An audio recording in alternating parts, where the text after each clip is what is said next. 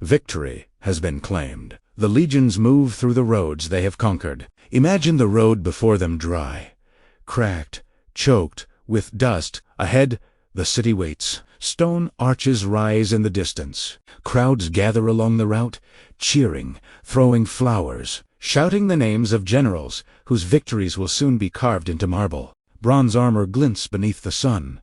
Standards sway. Drums beat in perfect rhythm. This is how empire announces itself. But look closer. Look past the banners, past the polished helmets and disciplined formations. Behind the spectacle, behind the order that Rome loved to display, there is another procession moving at the same pace. Chains. Women bound together by iron collars and rope. Ankles raw. Wrists swollen. Some walk with heads lowered. Others stare straight ahead, eyes empty, already learning the first lesson of Roman victory, that resistance is pointless and mercy is not coming. They do not scream. Not anymore. These women already understand something the cheering crowd does not. That survival will not mean safety. That death on the battlefield would have been faster, cleaner, kinder than what lies ahead. This is not a story about chaos after war. This is not about soldiers losing control in the heat of conquest. This is about what followed after discipline returned, after order was restored, after Rome decided what victory truly meant. Because Roman conquest did not end when the fighting stopped. For many, it was only beginning. What you are about to hear is not legend, not exaggeration, not modern imagination projected onto the past. It is drawn from Roman records, themselves military correspondence, legal documents, medical texts, commercial inventories, evidence written by the conquerors, not their victims. And yet, this part of history is rarely taught. Rarely filmed, rarely spoken aloud, because Rome is remembered as civilization, and civilization prefers not to look too closely at what it was built upon. We are taught to admire Rome for its order, for legions that moved like machines, for laws that replaced chaos, for roads that stitched continents together, for discipline that, we are told, elevated warfare from barbarism into something almost respectable. In classrooms and documentaries, Roman conquest is presented as efficient and controlled. Cities fell, resistance ended, and a new system took its place. Brutal, yes but predictable. Structured, almost administrative. This framing matters, because when violence is described as orderly, it becomes easier to accept, easier to excuse, easier to forget. The standard narrative tells us that once a city surrendered, the worst was over. The defeated were spared annihilation. Prisoners were taken. Lives were preserved, if not freedom. Rome, we are told, did not destroy without purpose. But this is a dangerous misunderstanding. Order did not limit Roman violence. It refined Italiano. What followed conquest was not a breakdown of discipline, but its full expression. Not soldiers acting outside the system, but men acting exactly as the system required. Every action categorized, every human fate assigned a function. Roman warfare was not only about defeating armies, it was about reorganizing entire populations, deciding who would live, who would die, and who would be transformed into something less than human, all according to precedent and policy. Victory was not an ending. It was a transition. And for those who survived the battle, especially the women, the transition marked the moment when Rome's celebrated order revealed its true purpose, not to prevent cruelty, but to make it permanent, repeatable, and invisible. When a Roman city fell, nothing was left to chance. There was no confusion about what came next, no spontaneous eruption of uncontrolled violence. The legions did not simply scatter through the streets, acting on impulse. They followed a sequenced one repeated so often across centuries that it became routine. First came containment. Surviving inhabitants were driven into open spaces, forums, fields, temple courtyards. Armed patrols sealed off streets. Fires were extinguished, not out of mercy, but to preserve what Rome intended to claim. Property mattered. People could be sorted later. Then classification began. Roman officers divided the defeated by usefulness. Fight-and-age men were pulled aside immediately. Some were executed on the spot. examples made to discourage future resistance. Others were shackled and marked for arenas, quarries, or military labor. Their fate depended on supply and demand. Children and the elderly followed. Those too weak to march were often left behind. Those deemed burdensome were eliminated quietly, without ceremony, without record. Rome did not waste resources on sentiment. And then came the final category. Not as an afterthought, not as collateral damage, but as a distinct, anticipated outcome of victory. Women were separated and counted, their number recorded, their condition assessed, their future already implied by the simple fact that they were still alive. This was not mercy, it was preparation. What mattered to Rome was not rage in the moment, but control over what came after. Conquest was not complete until every surviving body had been assigned a purpose. This was how empire functioned, not through chaos, but through procedure. Roman conquest did not treat all captives the same. This is often obscured by the language of history, where the defeated are grouped together under neutral terms: prisoners, slaves, spoils of war. But Roman records themselves reveal something far more specific. Women were not simply absorbed into the mass of captives. They were identified as a category unto themselves. Their fate followed a different logic. Unlike men, women were rarely executed immediately. Unlike children, they were rarely abandoned. Their survival was intentional, planned, accounted for. Roman military manuals and legal correspondence speak of them not as individuals, but as assets, resources, generated by victory. There were established expectations about how many would be taken from a conquered city. There were procedures governing who had first claim. There were taxes associated with their transfer. This alone should unsettle the idea that what followed was accidental. Women were not spared because Rome was humane. They were spared because they were useful. Their bodies carried economic value. Their violation carried political meaning. Their survival served a purpose that extended far beyond the battlefield. In Roman thinking, conquest was not complete until the defeated population had been broken not only physically, but socially and symbolically. And nothing accomplished that more effectively than what was done to its women. They were not simply taken. They were transformed deliberately from members of a community into instruments of Roman power. After the fighting ended, the violence did not disappear. It changed form. In many conquered cities, the women were gathered in public spaces, the same forums and squares where civic life once unfolded. Places meant for debate, worship, and celebration became stages for something else entirely. This was not done in secret. Exposure was the point. Stripped of clothing, deprived of privacy, they were forced to stand beneath the sun, while Roman officers observed. Hours passed, sometimes days. Soldiers came and went. Laughter carried across spaces that had recently echoed with prayer or commerce. This was not random cruelty. It was theater. Selections were made deliberately. Officers identified those they wanted first. Marks were applied in cloth. Gesture simple signals that transformed a human being into a claim. Rank determined privilege. Commanders chose before common soldiers. Hierarchy was preserved even here. The act served multiple purposes at once.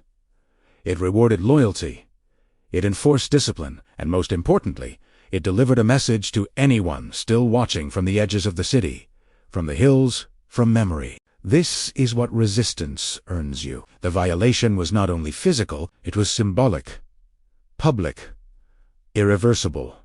A demonstration that Rome now possessed not just the land, but the bodies that once belonged to it. In teeth moment, victory ceased to be abstract. It became intimate. It entered flesh, and once that line was crossed, there was no return to dignity, to community, or to the life that had existed before Rome arrived. What makes this history difficult to dismiss is not rumor or legend. It is the tone of the evidence. The most revealing sources are not speeches or monuments, but private writings, letters sent home by soldiers, notes scratched into walls, fragments of correspondence never meant for public eyes. In these documents, there is no outrage, no justification, no attempt to soften what was done. Only routine. Roman soldiers wrote about women the way they wrote about rations or weather, how many were taken, how easily they submitted, which resisted, which were in their words, less troublesome. The language is flat, almost bored, as if describing a task already completed many times before. This absence of emotion is the most chilling detail of all, because it tells us this violence was not driven by passion. It was not the loss of control we like to imagine when confronting uncomfortable history. It was the product of familiarity, of repetition, of a system so normalized that it no longer required explanation.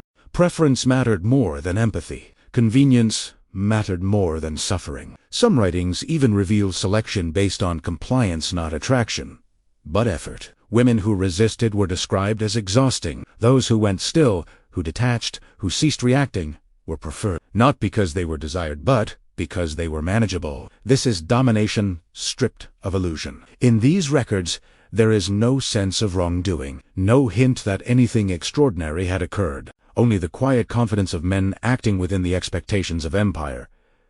And that is how we know this was not excess. It was policy, internalized.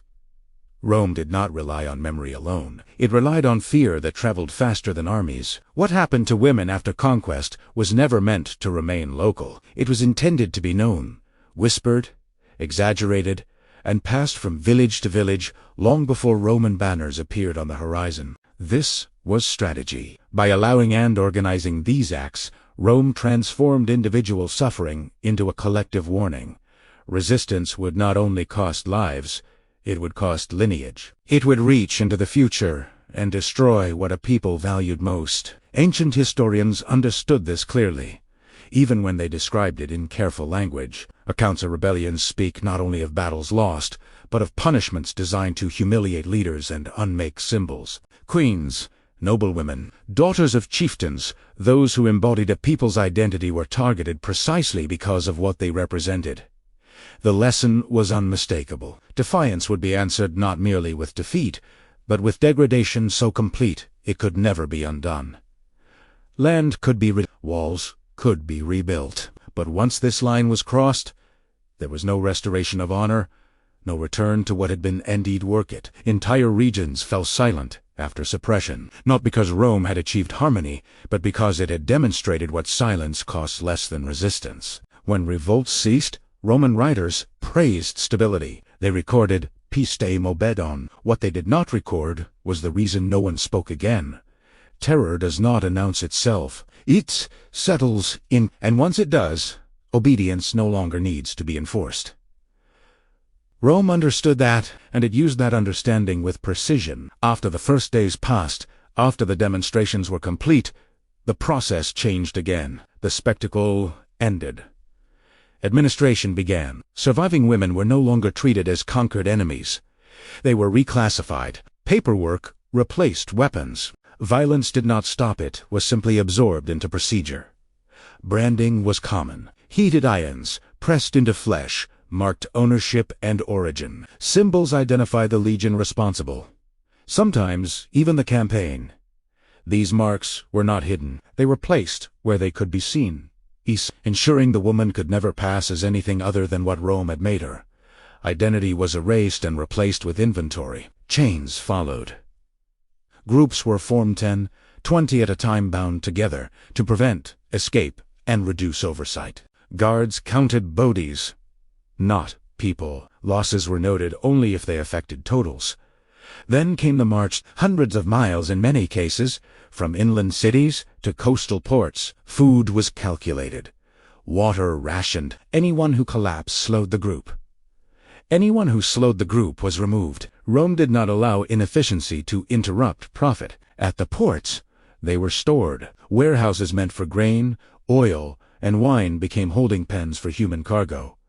Dark spaces, damp air, days or weeks of waiting as ships were prepared and schedules aligned. The women were no longer prisoners of war in any meaningful sense.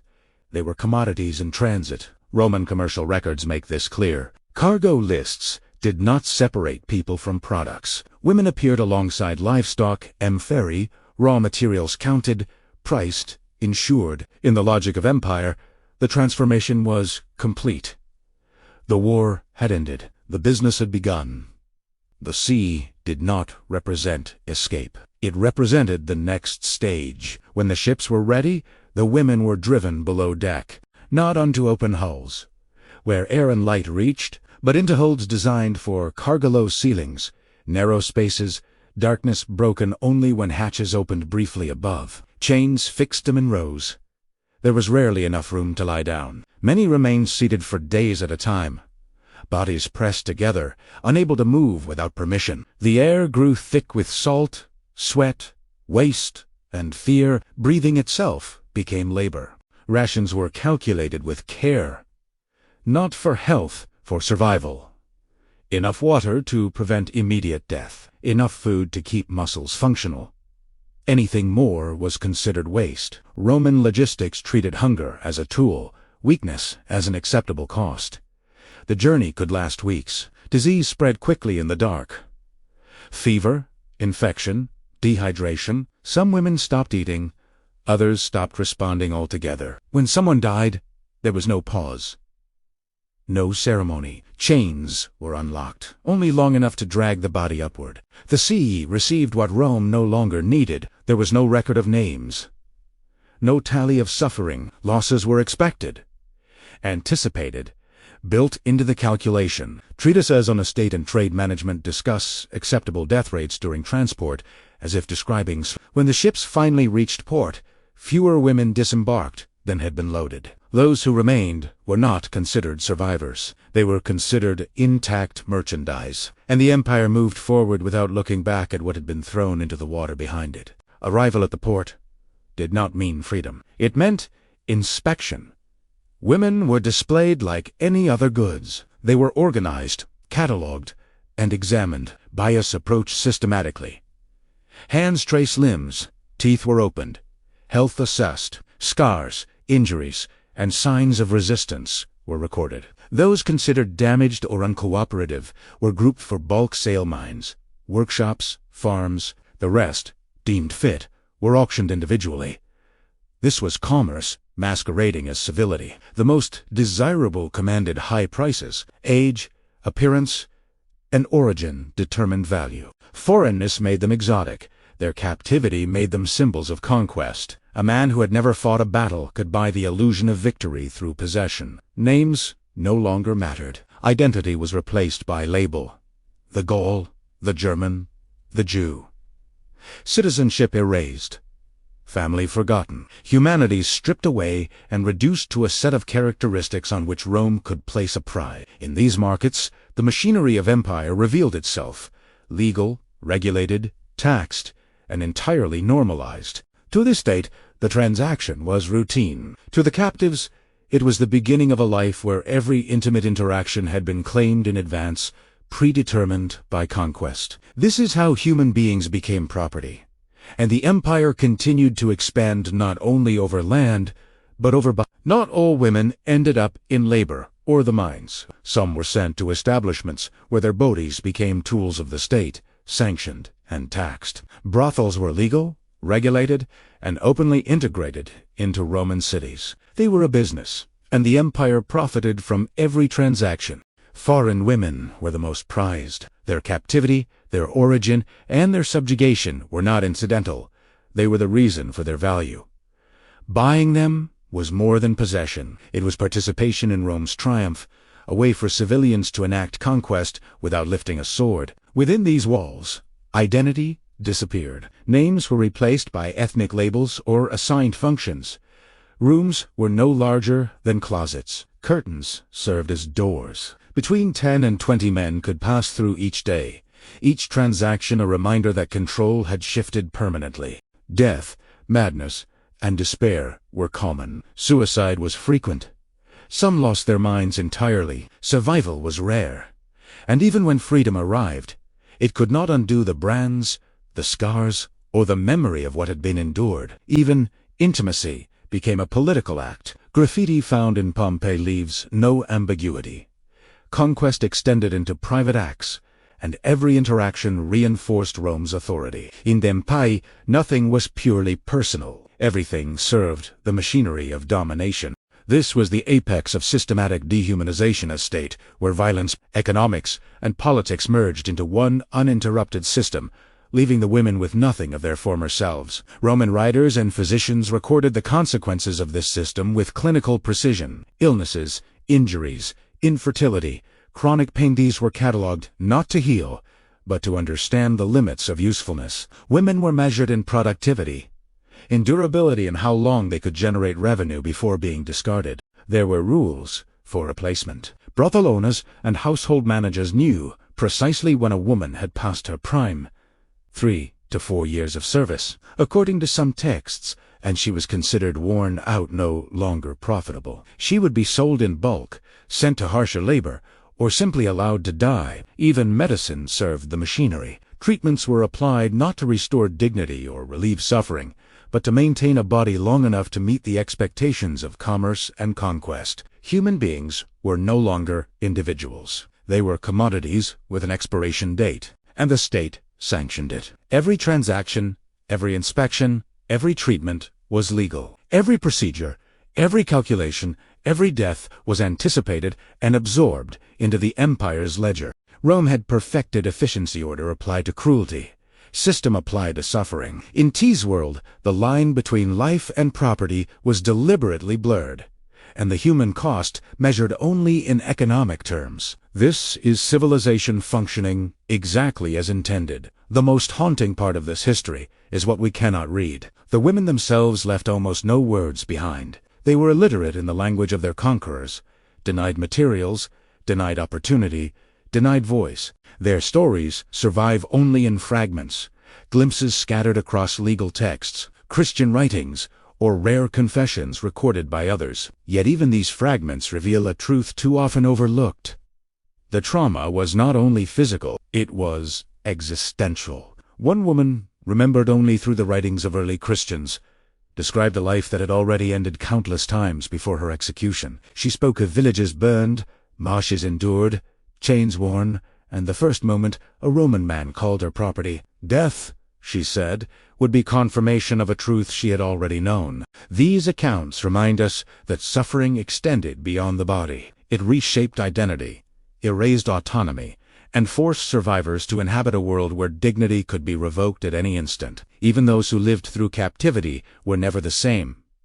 Freedom could not restore what had been stripped away, and yet, for every voice we have preserved, millions remain silent. History has been written for the victors. The victims exist only in shadow-counted, catalogued, and anonymized so that we might admire the empire without fully reckoning with the lives it consumed. Their silence is part of the story. It is a lesson in what power chooses to forget. The machinery of oppression is precise, but it is not immune to reversal. In some settlements, enslaved women eventually resisted. They struck back not as mythic heroes, but as humans, reacting to the lessons forced upon them. Property does not forgive, and neither did those who had been reduced to objects. Records speak of a small uprising in rural Spain. The women killed their overseer and his family in the night. When the leaders were captured, their trial revealed a stark truth. Their actions were not chaotic. They were the inevitable outcome of a system that taught violence as law. One leader, identified only by a physical trait, spoke a single sentence before execution. "You taught us that the world belongs to the violent. We only practiced the lesson." Her words cut deeper than any punishment. They exposed the hypocrisy at the heart of Roman society. Rome defined itself as civilization. Lawful, orderly, moral, but when the logic of conquest was mirrored back, it was no longer acceptable. The same acts that maintained empire became criminal. The same obedience that was expected of others became resistance. This reversal highlights a universal truth.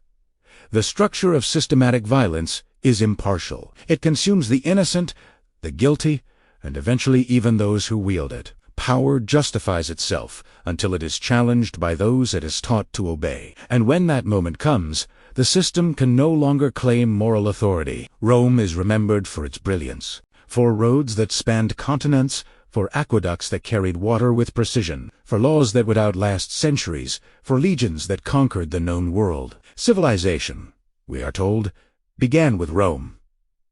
Its influence endures in governments, armies, architecture, and legal systems, even today. But this admiration comes at a cost, carefully ignored. The empire's foundations were not only stone and steel, they were also fear, domination, and systematic exploitation. Every conquered city, every enslaved population, every woman stripped of identity was a building block in Rome's enduring legacy. Civilization was achieved, not despite cruelty, but through it. Recognizing this does not diminish the achievements of Rome. It complicates them. It forces us to confront an uncomfortable question. Can we truly celebrate the empire without acknowledging the suffering it required? Rome was a model in order, in engineering, in governance. It was also a warning that organization and sophistication do not prevent violence, they can perfect it. Admiration without acknowledgement risks repeating the same patterns in different forms, in different eras. Understanding Rome fully requires seeing both the shining monuments and the shadowed lives upon which they were built. History, in this sense, is never neutral. It asks us to choose, to see greatness, or to see its cost. The machinery of violence did not end with Rome. Empires rise, civilizations flourish, and yet the same logic persists. Power organizes cruelty. Bureaucracy enforces it. Systems evolve, but the principle remains. Human suffering can be managed, catalogued, and normalized. Later invasions mirrored the past. Roman women, once the inheritors of empire, experienced what their ancestors had inflicted. Captivity, branding, forced labor, history folding back on itself, a cruel symmetry across centuries. Recognition did not equal relief. Understanding did not spare them from harm. The system was indifferent to empathy or justice. Its only concern was order, efficiency, and the perpetuation of authority. And today, the forms may differ, the language may change, but the mechanism endures. Violence disguised as necessity. Suffering justified as stability. Exploitation masked as law. Rome's legacy is not only in monuments and texts, it is in the recurring patterns of human behavior, in the ways societies organize power, in the quiet acceptance of what is done to the vulnerable. The question lingers, have we evolved, or have we merely dressed the same cruelty in new uniforms, under new flags, with new justifications? History does not rest. Neither should our conscience. We rarely hear these stories. Textbooks condense centuries of conquest into a few paragraphs. Films celebrate triumphs and gladiators while conveniently ignoring the brothels, the chained women, the lives erased. Monuments glorify generals. The victims remain unnamed. This is not accident. Silence is deliberate. It preserves comfort. It allows admiration without guilt. It protects the illusion that civilization is inherently just, that order is naturally benevolent. By focusing only on aqueducts, armies, and laws, society creates a narrative that excludes the cost, the human, bodily, psychological cost of empire. And the effect is subtle, but profound. Generations grow up learning to respect Rome without confronting what allowed its greatness. They inherit stories of glory, but not the lessons of cruelty. They admire structure without seeing the suffering it organizes. Selective memory is a tool. It shields conscience. It sanitizes history. But the lives omitted from the record, the women, the children, the enslaved remain part of the story, even if unspoken. Their absence is not silence. It is a warning. It is a shadow that stretches across time, reminding us that every civilization carries a cost, and that cost is often paid by those least able to defend themselves. For every name we know, there are countless more erased. Across 6 centuries of Roman expansion, millions of women were captured, enslaved, and exploited. Their lives reduced to numbers in military reports, entries in shipping ledgers, or footnotes in legal texts. Each statistic represents a full existence. A girl with parents, a sister, a mother, a woman who loved and was loved. These were not abstractions. They had hopes, dreams, and futures, every one of them abruptly ended or rewritten by conquest. Rome did not simply conquer cities. It consumed lives. Freedom, if it ever came, could not restore what had been stolen. Names were lost. Faces were branded, Memories carried scars that no law could erase. Even the rare survivors remained marked forever, reminders of what empire demanded and what humanity endured. The monuments glorify generals. The histories celebrate legions, but the true foundation of Rome, the Leba, the Bodis, the suffering remains hidden. The empire was built as much on stone and discipline as on erased human lives. And beneath every triumph, every road, every law, lies the echo of millions who paid the ultimate price for civilization's continuity. Their stories are not dramatic. They are ordinary lives, obliterated by the machinery of imperand. They are the history Rome preferred to forget. Rome did not collapse under chaos. It collapsed under order. The system of conquest, exploitation, and domination functioned with precision. Soldiers followed procedure. Merchants counted goods. Citizens participated through taxes, commerce, and compliance. Every act, every transaction, every atrocity was legal, documented, normalized. War was not the breakdown of civilization. It was its foundation. Organized violence created and sustained power. Empire relied on efficiency, on rules, on hierarchy, and cruelty fit neatly within that framework. This is the uncomfortable truth. Civilization can be measured not only in achievements, but in the suffering itself. Roads, aqueducts, laws, they exist because someone, somewhere, endured what the system demanded. The machinery of oppression is not a failure of society. It is society functioning exactly as designed. And in every era, the tools may change, but the principle remains. Power requires control, and control often depends on the suffering of those who cannot resist. Rome teaches us that organization and progress do not prevent injustice, they perfect it. The shadow of that perfection lingers long after the empire itself has fallen. And now, after centuries, the question remains. When we admire Rome, its roads, its laws, its legions too, we also acknowledge the cost. When we celebrate conquest and civilization, do we see the millions who were erased to make it possible? History does not offer easy answers. It does not reward comfort. It confronts us with the truth that human cruelty can be organized, normalized, and justified, and that admiration without reckoning is complicity. What separates us from Rome? Technology? Language? Time?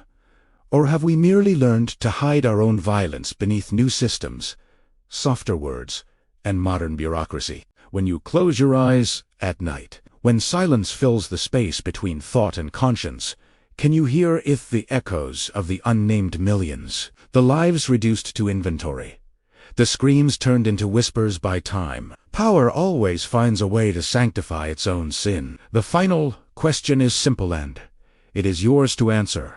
Will you continue to look only at monuments, only at achievement, only at what civilization allows you to admire? Or will you confront the shadow behind every triumph, and the cost that built it? The ruins remain. Stone arches, crumbling walls, empty forums, they endure long after the lives that built them, long after the people who were sacrificed for their creation. And yet, beneath every monument lies a story too heavy for public memory, too inconvenient for glorification. The women whose names are lost, whose bodies were catalogued, chained, and branded, they linger in shadow, witnesses to the empire's true cost. Their silence echoes across centuries, a reminder that history is rarely neutral. As you leave this story, remember, the past is not only what we celebrate, it is also what we choose to acknowledge or ignore. To uncover more hidden histories, to confront the uncomfortable truths behind civilization's triumphs, support this channel. Subscribe, leave a like, and join a community willing to see history as it truly was, unvarnished, unflinching, and unforgotten.